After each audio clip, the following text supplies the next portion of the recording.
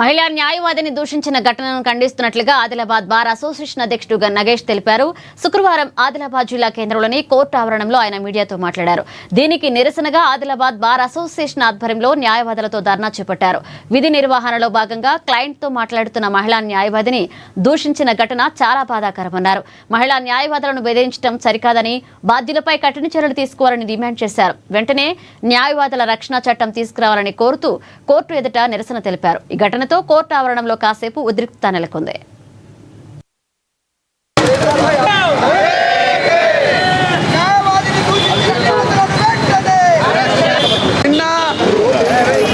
సోదరి న్యాయవాది తన విధి నిర్వహణలో భాగంగా క్లయింట్తో మాట్లాడుతుండగా కంప్లైనెంట్ అనే వ్యక్తి అనవసరంగా కల్పించుకొని దుర్భాషలు ఆడడాన్ని ఆదిలాబాద్ బార్ అసోసియేషన్ తీవ్రంగా ఖండిస్తుంది.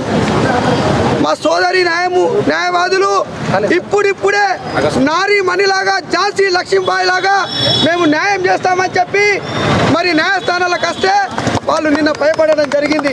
మేము న్యాయవాదులందరం కూడా మీ అన్నలం, మీకు ఏం జరిగినా మేమందరం కూడా న్యాయవాదులం, పురుషులమందరం కూడా ఏకతాటిపై మా సోదరి న్యాయవాదులకు రక్షణగా ఉంటామని చెప్పి ఈరోజు వారికి మద్దతుగా ఈరోజు ధర్నా చేయడం జరుగుతుంది.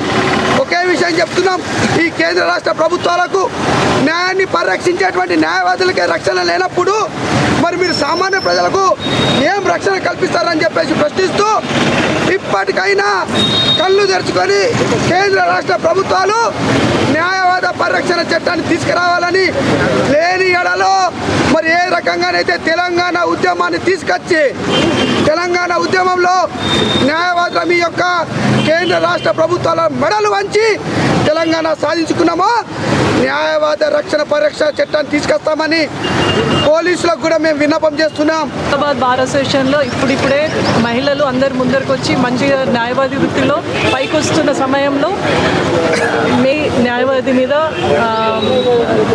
దాడి చేయడం కానీ, దూషించడం కానీ ఇది అస్సలు మన ఆదిలాబాద్ సంస్కృతికే ఇది ఫస్ట్ టైం, ఎప్పుడు కాదు, ముందు కావద్దు, లేడీస్ అందరికి ముందుకు రావాలని చెప్పేసి మేము అందరం ఐక్యమత్యంగా దీంట్లో బార్ అసోసియేషన్ వాళ్ళందరూ బాగా సపోర్ట్ ఇచ్చి ఈరోజు మేము ధర్నా చేస్తున్నామంటే ఇట్లాంటి మళ్ళీ రిపీట్ కావద్దని మేము అందరం కలిసి ఐకమత్యంగా